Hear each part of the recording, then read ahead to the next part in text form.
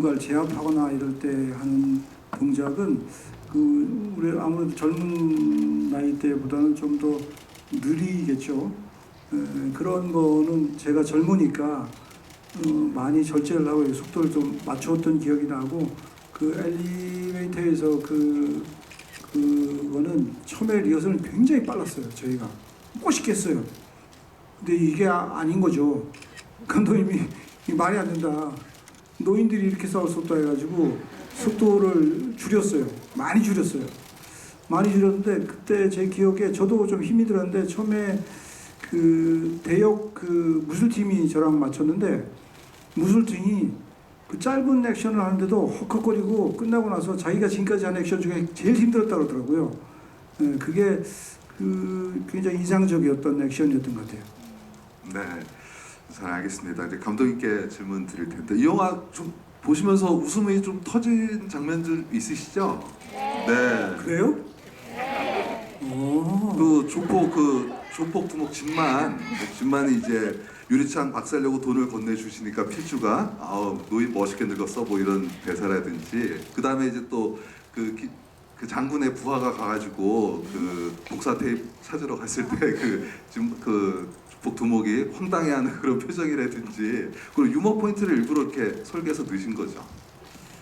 그렇죠. 뭐 이게 사실은 저는 뭐 위트 정도라고 생각을 하면서, 이제 어쨌든 영화가 2시간 동안 복수를 향해서 달려가고 그 상황들이 계속 연속이 진행이 되잖아요. 비슷한 어떤 그 패턴들이, 액션의 방식은 다르지만 계속 죽이고 이런 과정들 속에서 영화가 좀 이렇게 감동적으로 들어갔다가 풀어줬다가 이런 것들이 필요하다고 생각을 했었거든요. 그래야 관객들이 어쨌든 2시간 동안 몰입도를 가지고 인물을 따라가고 영화라는 것을 볼 수 있다, 이런 생각을 제가 하고 있어서 중간중간 좀 이런 풀어주고, 어쨌든 그것이 필주의 감정과 인규의 감정, 그리고 어떤 전체적인 이야기의 주제를 해치지 않는 선에서 좀 이렇게 이완하면서 좀 위트 있게 넘어가면 어떨까, 이런 생각으로 연출을 했습니다. 네, 감독님 의도가 굉장히 잘 반영된 것 같고요. 이성민 배우님께 여쭤보도록 하겠습니다. 리멤버에서는 남주혁, 또 미생에서는 임시완, 그다음에 재벌집 막내 아들에서는 송중기 등 이런 후배 배우들과의 케미가 굉장히 좋으셔서 브로맨스 장인이라고 불리고 계시는데, 그런 이제 팬들의 어떤 그 애칭에 대해서 배우님께서는 또 어떻게 생각하시나요? 이제는 멜로장이 되고 싶습니다. 이제 지겹습니다. 저는 1호 8자인가 봐요. 근데 모르겠어요. 늘 그래 왔던 것 같아요. 저가 뭐 드라마나 영화 이렇게 좀 잘 된 것들을 보면은 그런 후배들 덕을 많이 본 것 같아요. 그런 친구들하고 작업한 게 다 잘 된 것 같아요. 이번 영화도 남주혁이니까 분명히 잘 될 거예요. 부탁드리겠습니다. 네, 박수 부탁드립니다. 남주혁 배우님께 마지막 질문 드리고 여러분들의 질문 받도록 하겠습니다. 과거 제가 인터뷰 찾아보니까 데뷔 이후부터 목소리라든지 발음이라든지 발성, 연기를 굉장히 열심히 노력하시면서 평상시에도 노력을 많이 하셨다고 들었습니다. 특히 이번에 이제 인규 캐릭터를 위해서 혹시 다른 작품의 20대를 연기할 때와 이 인규 캐릭터를 연기할 때 좀 본인만이 좀 다르게 접근했다라든지 뭐 그런 지점이 있을까요? 뭐 다르게 접근하지는 않는 것 같아요. 매번 작품을 할 때마다 다르게 접근해야지라는 생각은 안 해봤고요. 그냥 인물 자체들이 늘 달랐으니까 그 다른 인물을 이제 감독님과 또 선배님과 현장에서 만들어가다 보면 또 새로운 인물이 나오는 거고, 네. 특별한 준비는 참 제가 준비를 마음가짐 하나만큼은 정말 열심히 준비해서 오늘 현장 가서 재밌게 해봐야지, 즐겁게 해봐야지 하는 마음으로 늘 현장에 갔었던 것 같아요. 네. 예년 데뷔 때보다는 아무래도 이제 현장 직접 가서 경험하고 또 상대 배우와 또 호흡을 맞추면서 거기서 더 연기력이 더 좋게 나오게 되죠. 아무래도 어떠신가요? 네, 그렇죠. 뭐 혼자 집에서 대본을 보는 것보다 이게 현장에서 제가 잠시 그 주역을 도와줄게요. 많은 분들이 묻습니다. 그 역할을 하기 위해서 어떤 준비를 하셨나요?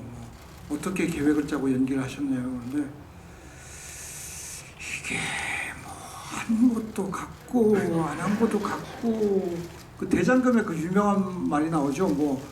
뭐를 뭐라 그러는데 그걸 뭘로 했냐고 물으면은 소녀는 뭐라 그런 뭐죠 그게?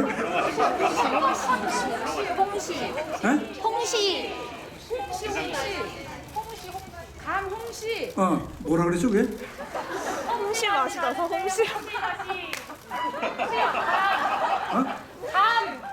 홍시 맛이 난다고 나는데 홍시 맛이 나는데 왜 홍시 맛이 나냐고 묻으면. 그렇죠. 그런 것 같아요.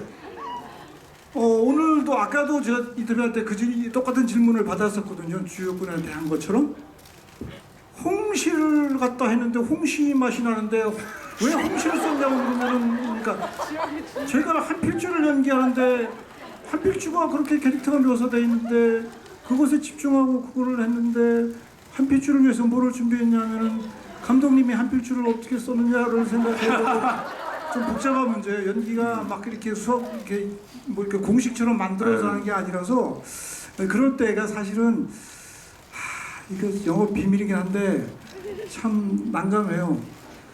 어떻게 그런 눈을 연기하셨나요? 근데 그냥 했는데 왜냐하면 아까도 비슷한 질문을 받아가지고 저도 그 설명했는데 여러 가지 영향이 있는데 주역군도 준비를 많이 했어요. 이게 노트에 메모하면서 적은 게 아니라 계속 대본을 보면서 그를 이해하려고 그러고 그 이야기를 이해하려고 그러고 상대의 연기를 이해하려고 하다 보면은 뭐 반응이라든가 또는 나의 액팅이라든가 이렇게 서로 이렇게 뭔가 주고받고 하는 과정에서 생기는 것들이 많거든요. 그런 지점에서 감독님의 그 주역이는 굉장히 좋은 장점을 가지고 있는 배우 아닌가요? 네, 그렇죠. 네, 얘기를 들으면서 느끼는 건 고민은 제가 더 많이 좀 더 하는 걸로. 그리고 고민은 감독이 감독님 많이 얘기하시거든요. 죄송합니다. 저는 영화 리멤버 GV하면서 대장금 이야기가 나올지는 꿈에도 생각하지 못했습니다. 근데 너무 반응을 잘해주셔서 큰 도움이 됐습니다. 그러면 여러분들의 질문을 받도록 하겠는데요. 감독님부터 이렇게 지명해 주시죠. 질문하고 싶어요. 여기 앞에서 하나 둘 네 번째. 네, 손 들고 계시면 손 드신 손 분이요? 들고 계시면 돼요. 손 들고 계시면 돼요. 그 가운데 분, 저 마이크 드릴 거예요.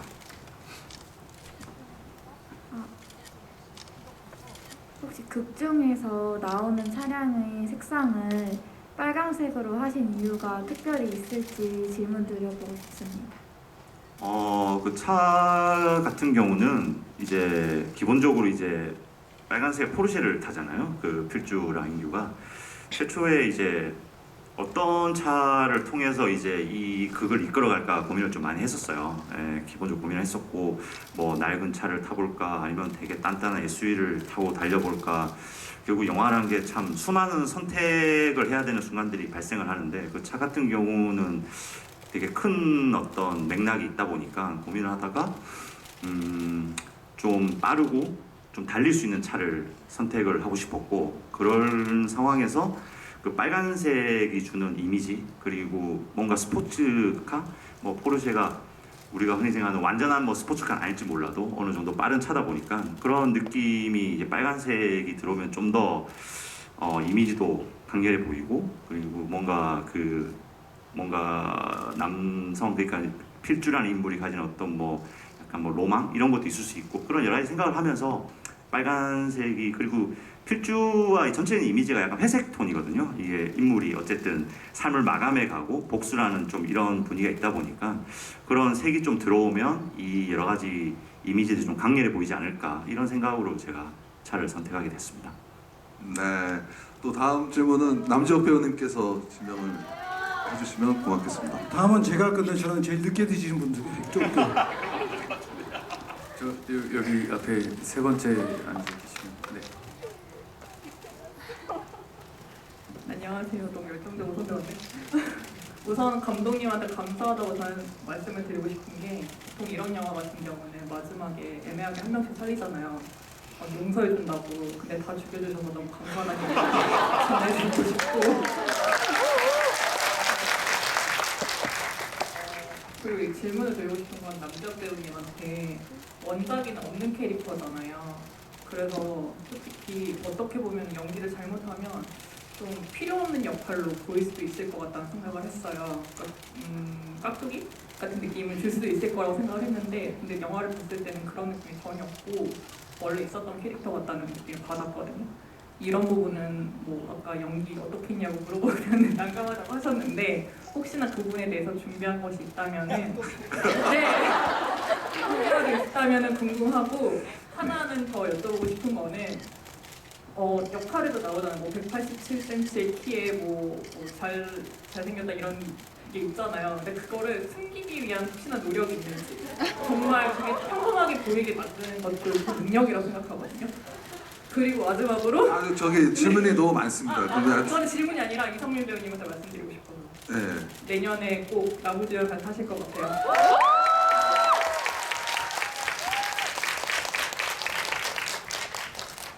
질문이 뭐였죠? 네, 죄송해요.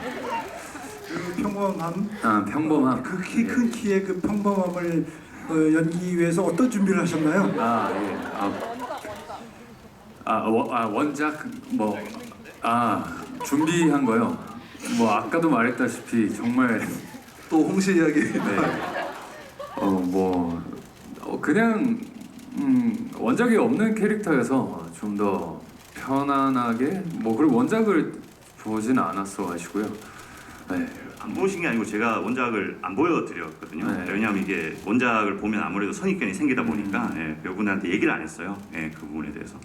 그래서 이제 뭔가 그냥 정말 편안하게 정말 많은 생각과 고민을 하면서 편안하게 연기를 했던 것 같습니다. 앞으로는 조금 더 고민하고 생각해서 다음에 또 이런 질문이 이제 왔을 때 그때는 이런 고민도 해봤고 저런 고민도 해봤다라고 명확하게 말씀드리겠습니다. 그리고 두 번째는 평범함 연기 평범함. 네. 네? 정말 그냥 평범하게 하려고 하다 보니까 평범하게 되는 것 같기도 하고. 네. 제가 본 주역군은 굉장히 잘했어요. 저도 감탄했었어요. 영화를 보고 나서 야 어떻게 저렇게 연기를 저렇게 진짜 이렇게 약간 허접한 애처럼 저렇게 하지? 라는 생각인데 여러분들이 잘 모르시는 주역군의 우리랑 있을 때 일상의 모습이 있어요. 네, 거기에 인규의 모습도 약간 있는 것 같아요. 그렇지 않나요, 감독님? 많이 있죠. 많이. 예, 그걸 끄집어내는 게 아닌가? 맞습니다. 네, 정확합니다. 네. 그러니까 약간 현장에서 보면 어쨌든 필주는 분장도 하고 어쨌든 선배님이 원하든 원치 않든 되게 준비 시간이 길잖아요. 선배님 같은 경우는 저희가 오기도 전에 이미 먼저 오셔서 최소 2시간 전부터 오셔서 거의 분장을 하고 계시는 상황이다 보니까 근데 주역 배우 같은 경우는 오면 처음에 잘 몰라요. 이게 스텝이 온지. 그러니까 너무 이제 평이한 느낌이고 옆에 있어도 그냥 이제 연기하러 가고 그런 느낌으로 본인도 아마 마음가짐을 그렇게 하고 온 것 같아요. 이게 그러지 않으면 본인이 텐션을 가지고 잘해야지 이랬으면 아마 그런 것들이 영화에 좀 과하게 보이고 좀 이게 성민 선배님도 같이 리액션 하기가 애매했을 텐데 본인이 뭔가 편한 느낌이 있었는지 아니면 이 영화를 어떻게 하지 이런 마음가짐이 있다 보니까 되게 그냥 내추럴하게 마치 오늘 그냥 하루 즐기러 온 그냥 이런 느낌이 영화에 묻어나면 그게 또 자연스럽거든요. 그게 너무 보기 좋았고 저 같은 경우도 저녁 때 다니면은 아무도 못 알아봤어요, 주역이. 맞습니다. 선배님은 다른 의미로 못 알아봤죠. 할아버지가 되셔가지고. 저도 못 알아보고. 네, 이제 이성민 배우님께서 네. 주목해 주세요. 제 늦게 드셨는데 저 손에 들고 드시는 분. 네네, 뒤 돌아보신 분 방금? 네네네네. 네네, 맞아요. 예.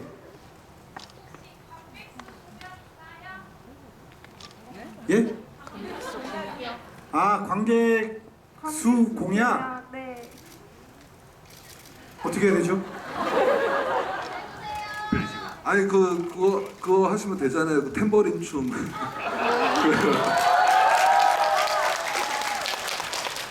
예컨대 뭐 몇백만 넘으면 그 TGI에서 그 패밀리 레스토랑에서 했던 그 산타 분장 하시고 그 퍼포먼스 하신 거 그거 하면 좋을 것 같은데요?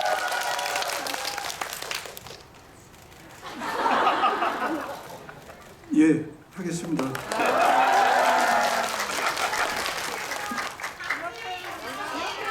네? 같이요?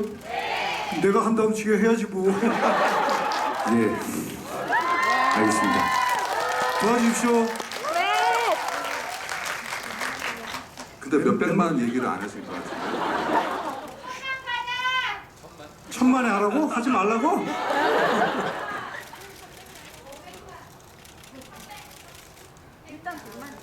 일단 100만 넘으면 제가 하겠습니다.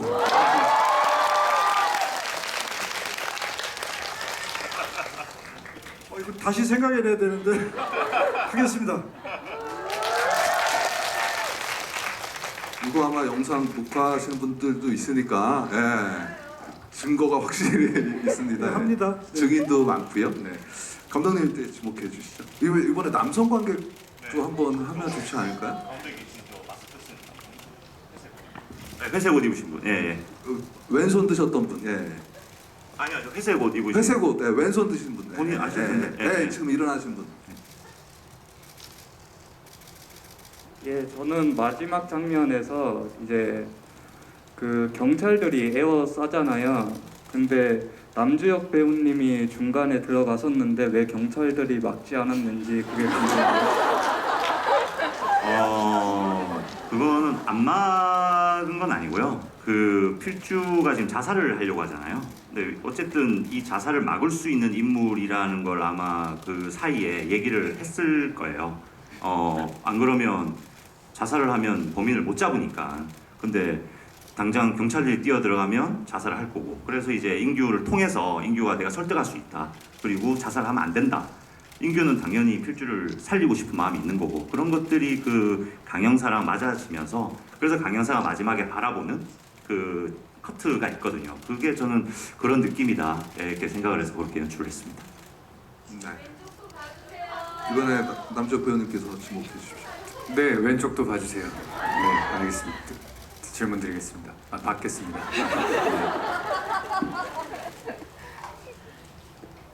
너무 반갑습니다, 주혁군. 네, 반갑습니다. 저기 실제로 그 인규가 만일에 주혁군이라면 정말 필주를 따라서 그렇게 복수에 같이 동행할 수 있었을까?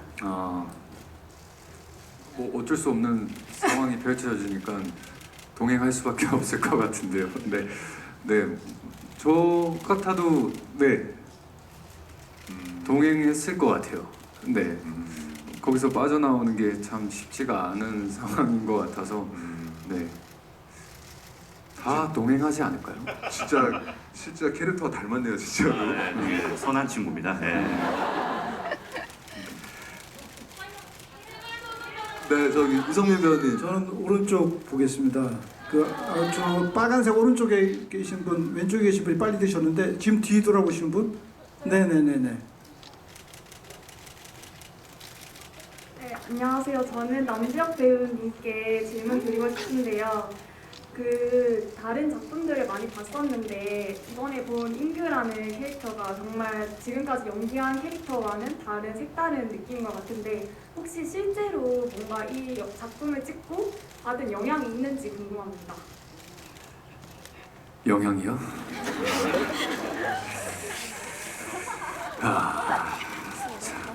조금만 생각할 시간을 주십시오. 네, 2년 반 전, 사투리가 좀 제가 다시 좀 많이 나왔었던 것 같아요. 이번 작품을 찍으면서 다 이제 선배님도 그렇고 감독님도 그렇고 현장에 있던 스태프 모든 거의 대부분의 분들이 네, 다 같이 현장에서 편하게 경상도 사투리를 쓰다 보니까 저도 모르게 정말 사투리를 좀 많이 썼던 것 같아요. 그래서 작품이 끝나고 좀 한동안 잠깐 힘들었었습니다. 네. 사투리 한번 써주세요. 아 지금은 못해요. 제가 그 영향을 떨쳐내려고 또 시간이 많이 흘러서 네 떨쳐냈습니다. 네. 그 연기할 때도 한번 예전에도 감독님이랑 얘기를 했는데 촬영을 하다가 제가 너무 심하게 저도 모르게 사투리를 써가지고 감독님이 다시 가자라고 했었던 기억도 있어요. 네. 그게 저희 영화 제작을 윤종빈 감독님께서 하셨는데 부산 분이시고요. 저희 영화 또 대표님이신 그 대표님이 울산 분이시고요. 감독님이 대구 분이시고요. 제가 경북이고요. 주역군도 고향이 부산이고 해서 저희 현장에서는 거의 대화를 사투리로 했어요. 그래서 저에게 좀 끝나거나 좀 힘들었던 이야기를 저한테 했던 기억이 납니다. 묻어가자면 저도 부산에서 태어났습니다. 웃자고 한 얘기입니다. 네, 감독님께서 쓰고 계신 교복 입으신 건가? 네. 안녕하세요. 학교 끝나자마자 왔습니다. 감독님께 질문 드리고 싶은 게 있는데 인규 삼촌도 그 한필주 할아버지 복수극에 손을 담근 공범이라고 할 수 있는데 그러면 그 인규 삼촌은 아무 처벌이 없이 끝난 건가요? 인규 삼촌도 공범이라고 볼 수 있는데 처벌이 보는 관점이 그렇게 볼 수도 있을 것 같긴 한데 사실은 이제 필주가 아마 본인이 다 했다라고 계속 얘기를 하잖아요. 내가 안고 가겠다. 그리고 너는 내가 협박을 받아서 한 거지 네가 자의적으로 한 것이 아니다 라는 얘기를 그 전에 이제 대사를 하면서 필주가 모든 걸 안고 가는 아마 뭐 그런 느낌으로 제가 봐주셨으면 하고 연출을 했거든요. 그래서 그런 지점에서 그 지점이 끝나고 이미 시간이 많이 지난 다음이니까 그거는 그렇게 봐주시면 좋을 것 같아요. 네. 네, 주목해 주시죠.